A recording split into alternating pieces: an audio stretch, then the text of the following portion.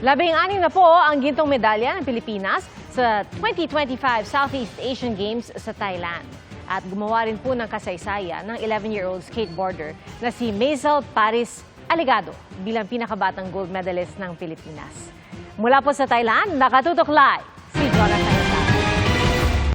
Jonathan?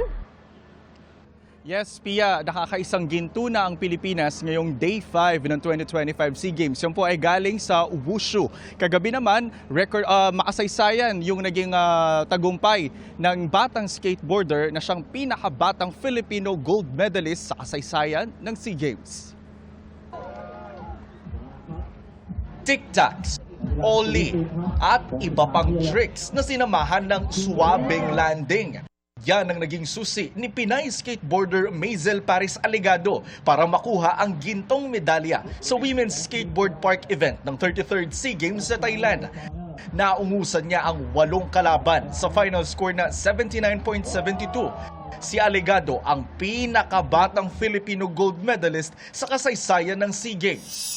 It feels crazy because this is my first SEA Games and I'm so proud to represent the Philippines. We're just gonna keep practicing and keep going. And hopefully, 2028 Olympics. Ginto rin ang ambag ni Pinoy skateboarder Jericho Francisco Jr. matapos lampasuhin ng 10 kalaban sa Men's Skateboard Park event kagabi.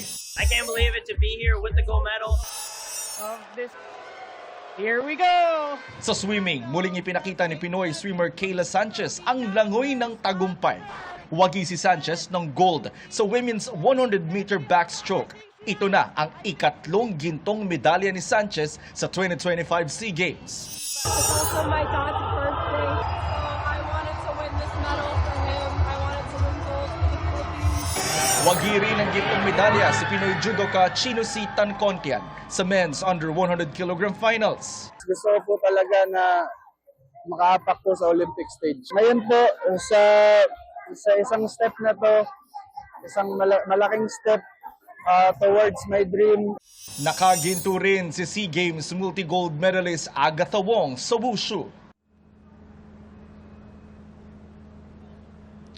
Yes, Pia, andito ako ngayon sa Chonburi sa labas ito ng Bangkok. Katatapos lang ng weightlifting event dito na sinalihan ni Olympic gold medalist Heidelin Diaz. Pero unfortunately, pang-apat po si Heidelin sa ranking. Hindi po siya nakakuha ng medal. Ang nagkampiyon dito sa weightlifting sa 58 kg weight class ay ang host country na Thailand.